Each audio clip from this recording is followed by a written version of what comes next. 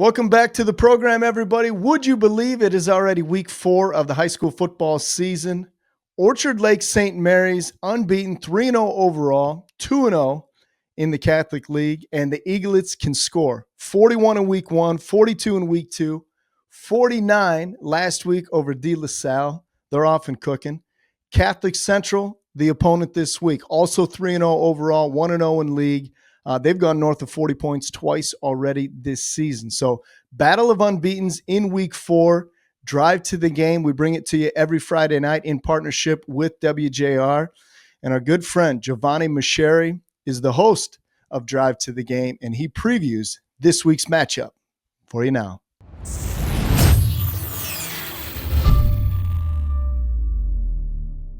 My name is Giovanni Moceri, your host of Drive to the Game. Week 4 is upon us, and this could be potentially the single biggest game in the entire season of Michigan high school football, and I say that with no hyperbole. This is a top 3 matchup in conference. You don't get to see that very often here, and we got it for you in week 4. Number 2, Detroit Catholic Central will be hosting number 3, Orchard Lake St. Mary's in the home of the Shamrocks this Friday night. It's going to be huge. It's going to be big. You guys cannot miss out on this matchup. We got the pregame for you at 6:50 exclusively on SportsCaster.com and on our YouTube channel before we kick things off to the WJR feed while we stay on those previous platforms. It's going to be big. It's going to be huge. And I got the pregame for you so that you guys are ready. We'll start with the visiting Eaglets of Orchard Lake St. Mary's. They are the defending Division II state champions. No higher level could they have gotten last year, and they are there, and they are primed to repeat as state champions. Much of that returning squad, especially on defense, comes back for this year. Specifically, 7 returning starters on defense come back for this matchup. We'll get more into the specifics of the players in just a bit, but just to kind of set the stage for you guys, for Orchard Lake St. Mary's, they are absolutely no joke. Number 3 in the state, according to the Detroit News State Super 25 list, where they get the top 25 teams in the state. Last week, when they began Catholic League play against De La Salle, who has won a Division II state title in 2021 and 22, and lost it in 2023, they got stomped by Orchard Lake St. Mary's. And I mean that with no insult and with no smart. That's how the game went. 49-10 at Jimmy John's Field. The Eaglets had a day. They turned the running clock on against the former D2 state champions around the third quarter. The defense of Orchard Lake St. Mary's gave a lot of short fields to junior quarterback Jabin Gonzalez, and it was 28-3 at the end of the first half. And previous to that, 49-10 win against Toledo St. John Jesuits, also in conference down in Toledo as part of the Catholic League Central, 42-10 win. And when they open up the season against Portage Northern, 41-0. They have scored in the 40s in all 3 of their games coming into this Friday night. And I want to get specifically into part of the roster. What are some of the players to look out for? Aside from the quarterback, they have one of the best edge rushers in the state.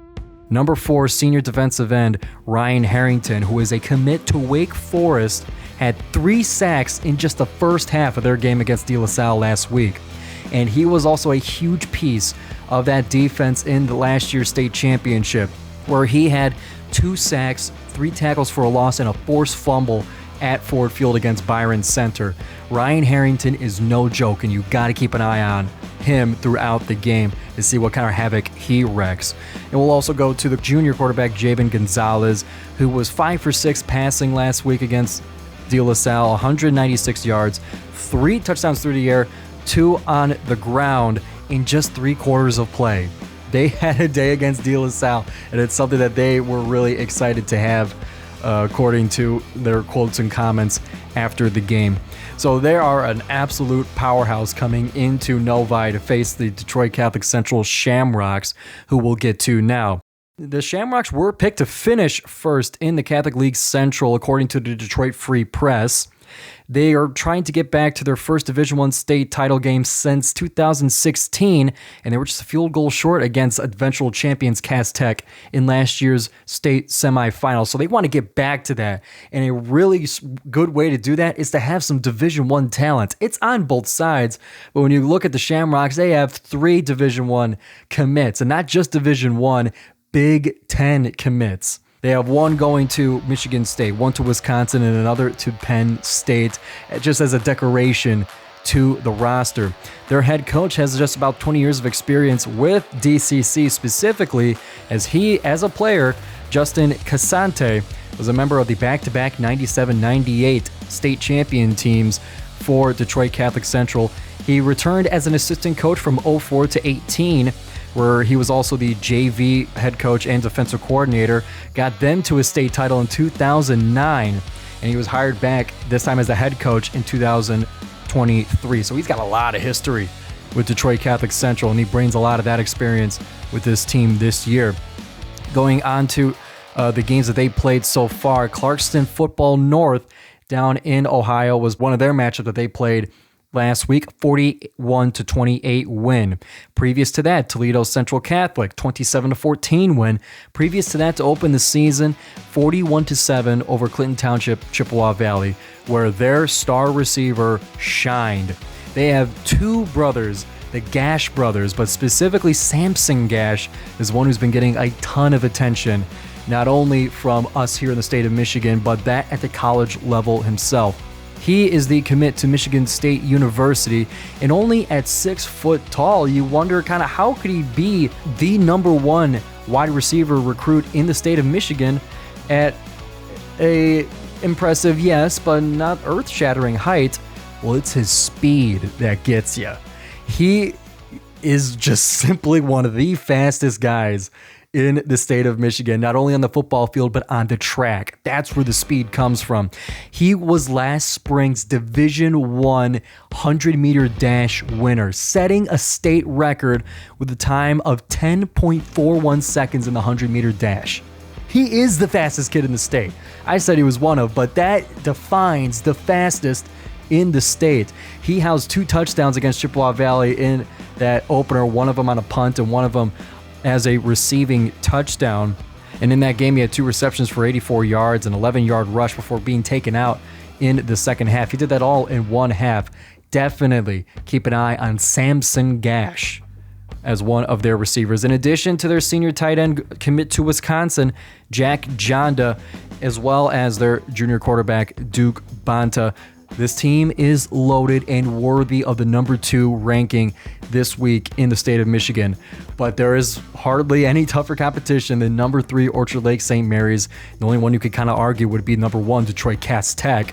But still, I want you guys, I hope you guys can feel it. This is going to be an incredible game. I cannot wait to get on the field. And I just know, especially in Catholic League matchups like this, the crowd is going to be nuts. And we'll have that atmosphere for you guys on WJR as well as SportsCaster.com and our YouTube channel. Be sure to tune in. Pre-game starts at 6:50 online before we kick things off to Chris Renwick and our student broadcasters on the WJR feed.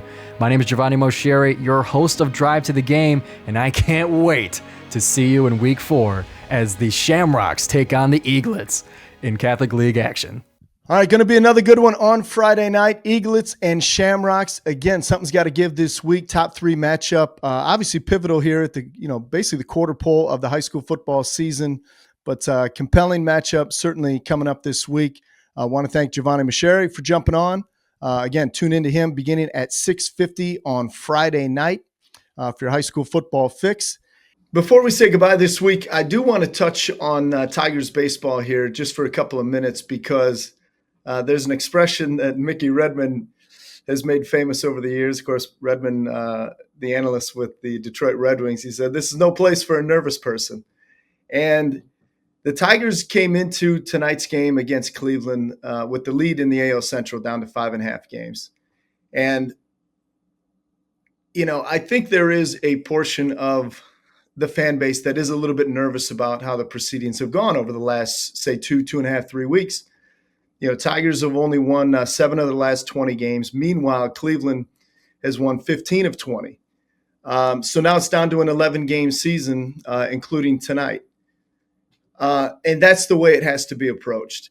But you still have a 5.5 game cushion with 11 games to go. So not to make any analogies that are so obvious, but if you were playing, say, a pickup basketball game and you were playing to 10, it's like if somebody spotted you 6, you'd feel pretty good about that if you were playing to 10. And so the Tigers are still in the driver's seat. They may not be playing their best baseball of what we've grown accustomed to over the majority of the season, but they still are in a position to control their own destiny. And I think that's important to keep in mind. Obviously, Cleveland has gotten hot, and you respect the fact that the opponent, especially a team like Cleveland, who the Tigers have had so many memorable games against this season and going back the last 3 or 4 years. But you're still in the driver's seat, and you still control your own business. Just for perspective, last year when the Tigers got hot, obviously from August 2nd on to the end of the year, they were playing as good a baseball, if not better than anybody else in the league. And they were able to secure a postseason berth. But they didn't do that until September the 27th. So it was much deeper into the season. Yes, you'd like to clinch as early as possible. Yes, you'd like to secure what looks, like the 2 seed at this point in time. And you want to do that, as soon as you can. But with just 11 games to go, now is not the time to panic. And I think, you want to enjoy the journey as much as possible. And it can be nervous. And if you are naturally nervous, probably watching the Tigers games, it can be difficult to watch. If you go back to last night's game, it's a 1-run game for the majority of the night. Kerry Carpenter, it's the game-tying homer with 2 outs in the bottom of the 9th. They go to extra innings, and then, of course, Cleveland counter-punched, and they come back and win the ball game. But that's the beauty in the season, and sometimes we just need to step back just a little bit and say, man, it's so exciting to watch play out. Now, you don't want to see it unravel, certainly. But when you're playing a quality opponent like Cleveland, you expect to be in some games like this. And what it does, it's like anything in life. When you go through that true adversity, when things aren't laying out the way you script it, it's like, okay, how do we adjust? What do we learn about ourselves, and how do we get right back to work, the very next day? Some people look at big opportunities, in life or in sports as pressure. Man, there's so much pressure. Your collar gets tight, and then you start, the expression we always use is guys are pressing. People are trying to do too much. But is it pressure or is it opportunity? And it's a great opportunity.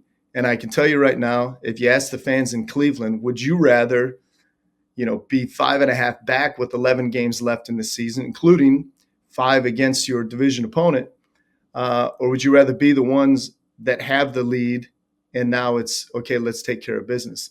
So, look at it as an opportunity. Appreciate this part of the season because there is still more baseball to play. There is the goals are still right in front of you. And once you do secure that postseason berth, whether you're seeded as the 1, the 2, the 3, and we saw last year, even if you got in as a wild card, anything's possible once you get to October. So, this isn't some rah-rah speech here, but I do want to remind everybody this is the time that you really want to appreciate it, because once you do ultimately reach the objective at the end, if you are able to hoist that trophy at the end, which is extremely difficult to do, you'll look back on these times and say, okay, what did we learn with the opportunity that we were given? So the way it plays out now is the Tigers, because of the loss on Tuesday night to Cleveland, the earliest they could clinch a postseason berth would be on Saturday. You got to win 2 out of 3 against Cleveland.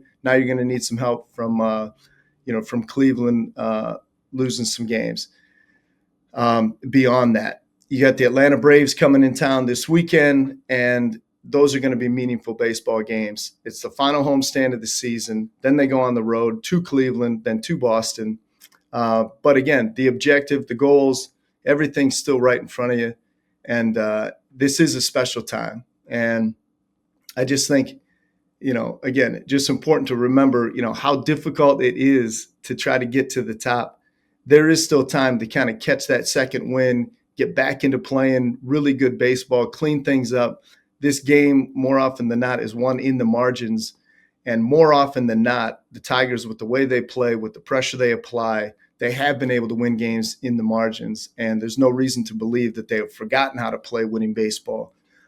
They just got to get warmed up yet again. And so you go into October kind of building on that crescendo. So it's exciting times. Let's appreciate it. Let's not be nervous. Let's be excited about the possibility of what's to come, because this is meaningful, important baseball here toward the end of September, and what's been a long journey over the last 6 months here in downtown Detroit. All right, I'll get off the soapbox here now. I do want to thank everybody for being on the program this week yet again. And a reminder to everybody that we look forward to seeing you back here every Wednesday night from 8 to 9 o'clock here on WJR. This is Open Mic. We hope you learned a little something. Until next time, Godspeed.